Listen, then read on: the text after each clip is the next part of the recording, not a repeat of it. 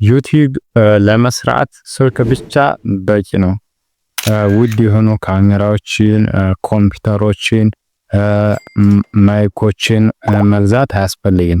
በዚህ ቪዲዮ በ5 ደቂቃ እንዴት አድርጋችሁ በስልክ ብቻ ዩቲዩብ እንደምትሰሩ ጠቆም ማድረጋችኋለሁ።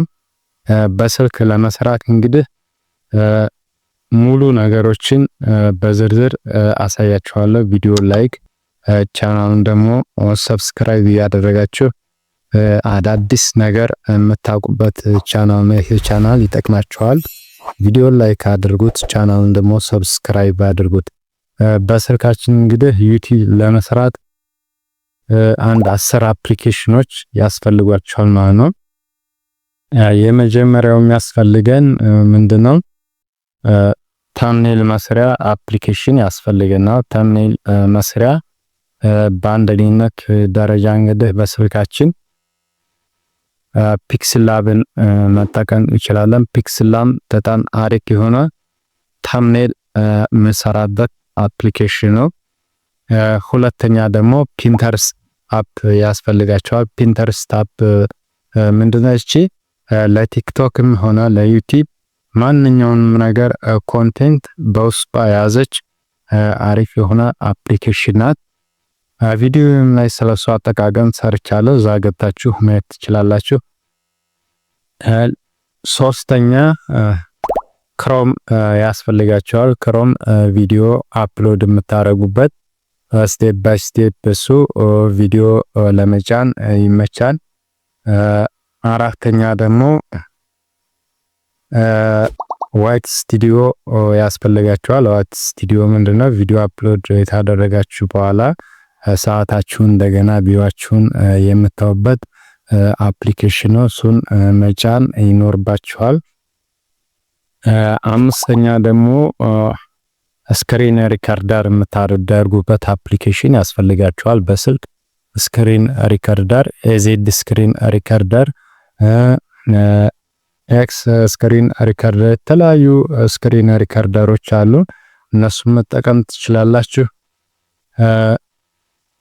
አራተኛ ላይ ደረስ መሰል። አራተኛ ደግሞ በስልክ ተሆነ ቪዲዮ ኤዲት የምታደርጉት የተለያዩ ባክግራውንዶችን ካንተ ላይ ተወስዳላችሁ። ቴሌግራም ቻናል ላይ አስቀምጫለሁ ማለት ነው። ባክግራውንድ ለምሳሌ ከኔ ከኋላ ያለው ባክግራውንድ ኖርማል በስልኬ ነው የተጠቀምኩት። ሌላ ደግሞ የስልክ ፍሬሞችን ከፈለጋችሁ ቴሌግራም ቻናል ላይ ያሉ ከነሱ እንዴት እንደምትጠቀሙ ደግሞ ያንን የስልክ ፍሬም ቪዲዮ ላይ ሰርቻለሁ፣ ኤዲት አድርጌያለሁ። እዛም ላይ ማየት ትችላላችሁ ማለት ነው። ሌላ ስድስተኛ የሚያስፈልገን ምንድነው? ኮንቨርት ቪዲዮን ወደ አውዲዮ እንለውጥበት አፕሊኬሽን ያስፈልጋችኋል። ሌላ ደግሞ ባክግራውንድ ሪሙቭ የምታደርጉበት አፕሊኬሽን ያስፈልጋችኋል። ለምሳሌ ኢፍት አፕሊኬሽን ቪዲዮም ኤዲት ያደርጋል። እንደገና ደግሞ የፎቶን ቪዲዮ ባክግራውንድ ሪሙቭ ማድረግ የምንችልበት አሪፍ አፕሊኬሽን ነው። ሌላ ደግሞ የሚያስፈልገን እንግዲህ ሌሰንስ ኤዲተር ምንድነው? ጫጫታ ምናምን ካለ ከጀርባችን ያን ጫጫታ የሚያጠፋልን አፕሊኬሽን ነው።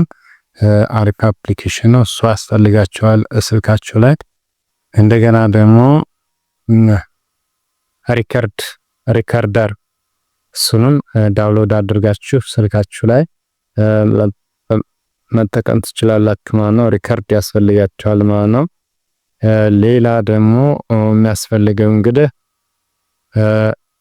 ቪዲዮ ኤዲት የምታደርጉበት አሪፍ የሆነ አፕሊኬሽን ካፕከት ያስፈልጋችኋል ማለት ነው። ካፕከት ከሁሉም በላይ የተሻለ ነው ማለት ነው ከሁሉም አፕሊኬሽኖች። እንግዲህ በስልካችን እነዚህን ተጠቅመን ፕሮፌሽናል የሆነ ቪዲዮ መስራት እንችላለን። እንዴት እንሰራለን? ዩቲዩብ ቻናሌ ላይ ሰርቼ የተለያዩ ቪዲዮ ኤዲት አደራረግ በየአይነት ሰርቼ አቅርቤያለሁ። እዛ ማየት ትችላላችሁ ማለት ነው። ቪዲዮ ከተመቻችሁ ላይክ እና ቻናሉን ሰብስክራይብ ማድረግ እንዳይረሳ። ይመቻችሁ።